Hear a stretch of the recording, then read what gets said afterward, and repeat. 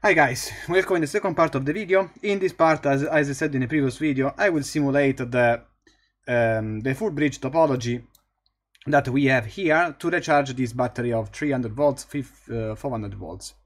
So the full bridge, we will use a full bridge topology, and the full bridge topology.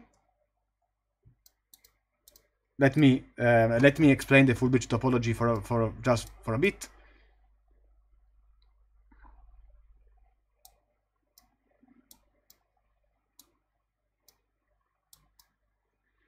It is composed by 4 switches, and basically you have 4 advantages. So let me draw the rest of the full bridge. So this is the transformer, then you have the Gralz rectifier. Let me just draw it like this, and then you have the inductance plus the capacitance and the load. So you have basically 4 advantages. First, this is a back-derived configuration. Second, this is isolated galvanically. And since it has a transformer, the output voltage can be higher or lower than the input, since you can play on the transform ratio N1 over N2.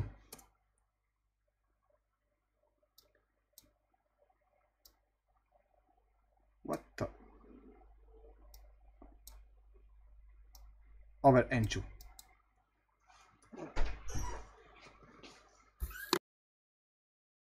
So another advantage is that you have, I don't know for what reason, just so let me do it again. So this is a back derived topology. Output voltage can be higher or lower than input,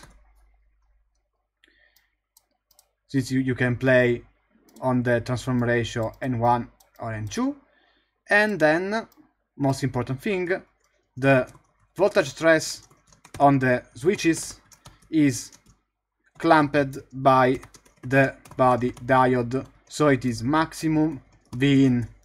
This is very important. So these switches here, you can use even just silicon MOSFET, which have a body diode integrated, and this body diode will help you to clamp the overstress over voltage at maximum Vin. So another important thing to take into account is the transformer. You know that the transformer here, if it receives a DC component, it will saturate. So how can you make sure that it doesn't receive a DC component? In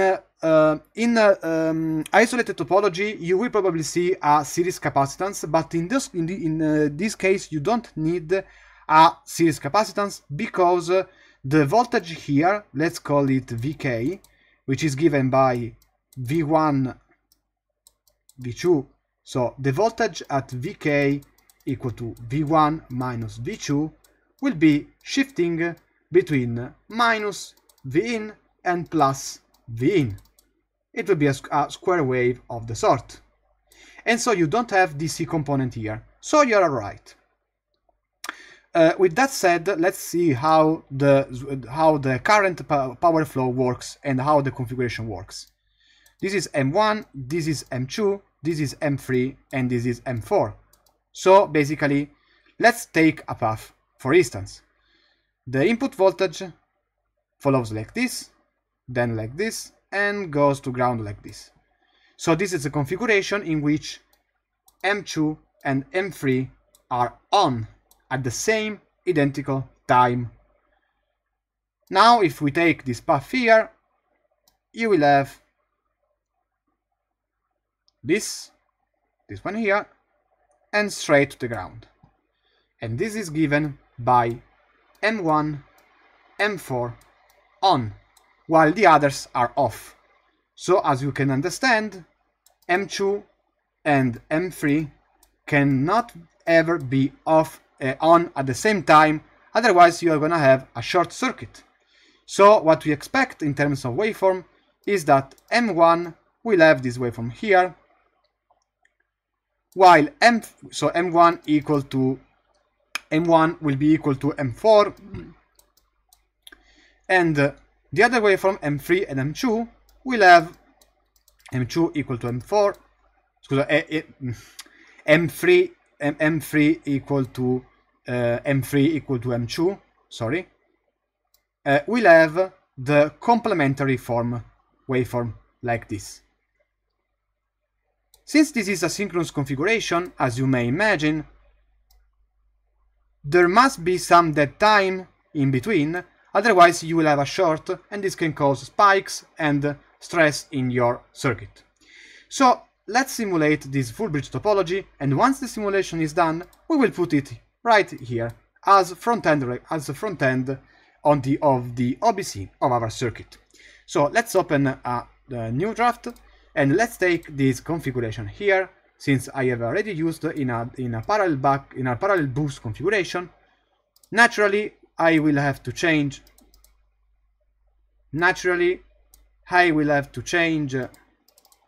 the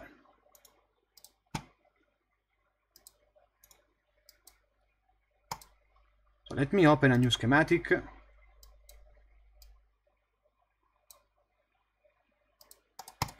I don't know for what reason it doesn't copy, but anyway, let's start from scratch. I'm really frustrated right now because I wanted to recycle something from the previous, but it seems that I can't. So let's put an input voltage. Let's put the NMOS. The MOS, the first of the list, is fine, by the way. And let's put it like this, in a full bridge topology, exactly like this. So now let's put the transformer on this side here. Can I import this in the other sheet? No. So it is basically you.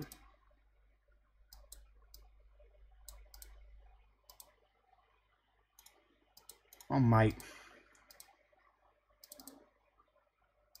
Sorry, because I wanted to see if I can import this. Okay, because it wasn't in the same. So it wasn't in the same in the same folder. So let's import this configuration here, because I will use to do the full bridge my full bridge rectifier just in this direction. Let's import the Grals bridge and also the transformer. So until here we will use it. Yeah, exactly like this. You don't need to ground. And now the output capacitor here, the inductor here, since this is a back-derived configuration, 1 millifarad, the ground, and the load.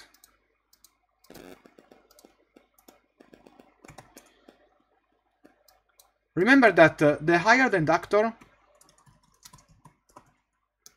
equal to bigger inductor equal to less stress across inductor. So remember this.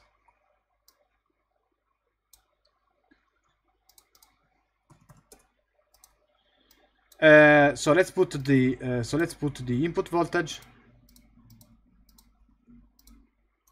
200 volts, and now let's use a square wave, a complementary square wave, like I did in the previous video. So let's use let's change this name G1, G3, G2, and G4.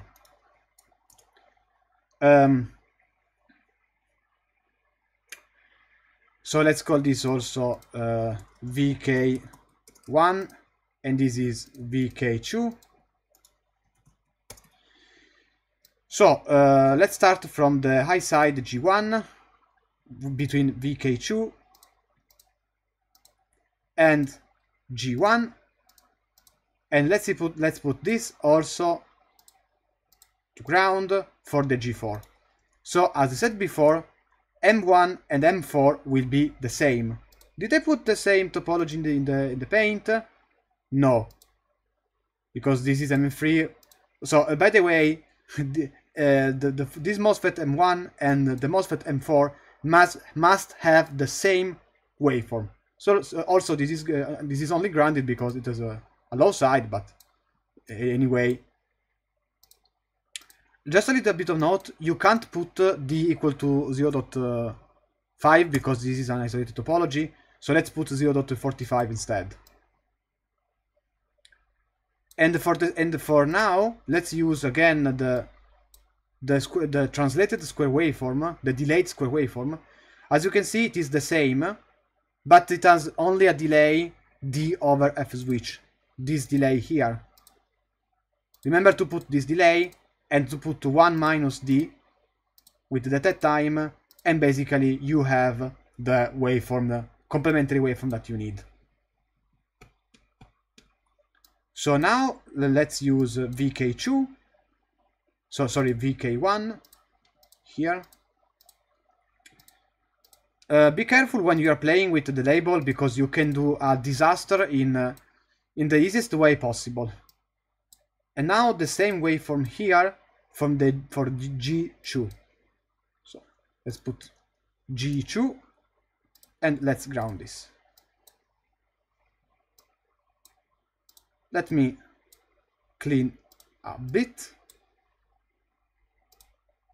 So this will be the 2 waveform from the first path, and this will be the other 2 waveform from the other path.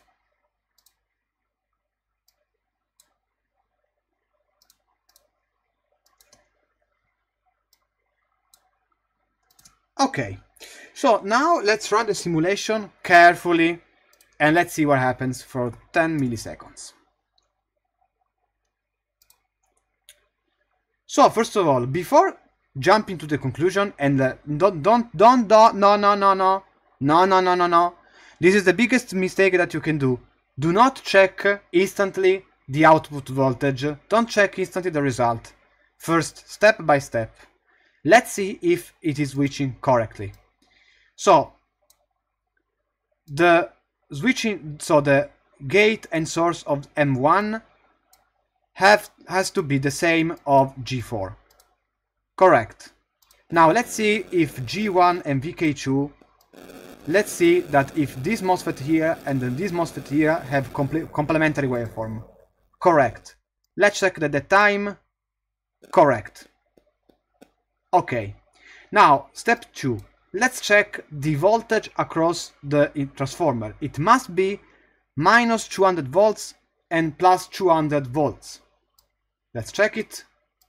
And okay, it is correct because we have minus 200 volts and plus 200 volts because this is a full bridge topology and this is correct. So you have plus minus 200. So you have plus minus 200 volts. So until here it is correct. Now you can check the voltage here. You can check the voltage here, which must be rectified. For this reason, since as you can see, since the negative voltage will become positive, if you put a duty cycle higher than 0.45, you will have an overlapping voltage, which is not possible. So let's check the waveform here, and it should be rectified. Okay, this is quite ugly. This is the ugliest waveform that I have seen. So what is going on? So something is happening which is not good, by the way, and so we have to understand precisely why.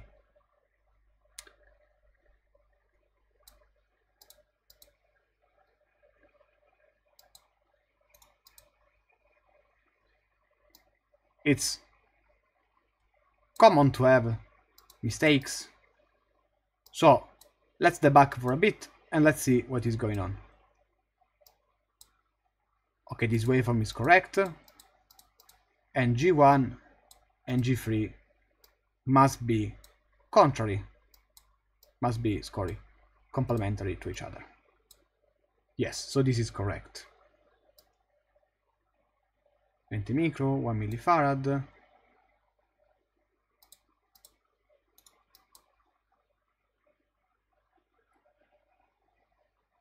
So this is the output voltage.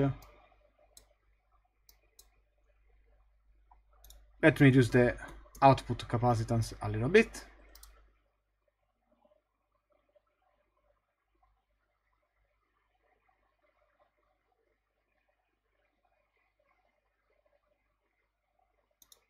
And let me put the same. There is a little bit of transient.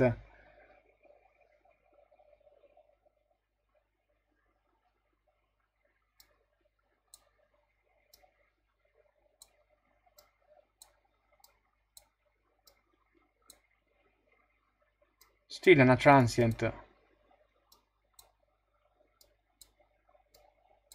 150 volts.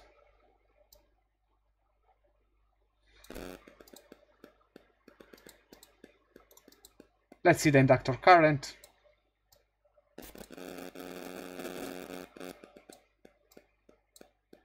Still oscillating, by the way, so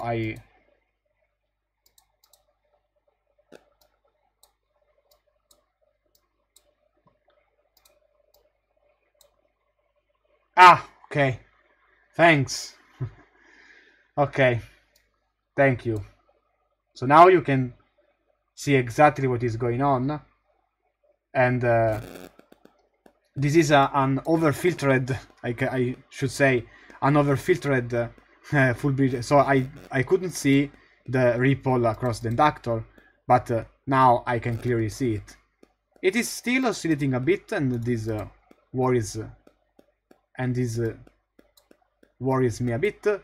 But anyway, if you want to make sure to check exactly what is going on, remember to skip the transient here. Skip the transient. Let's put 50 milliseconds. Let's skip the first 40 milliseconds. And once you do that, you can easily check the FFT. So as for now, I think that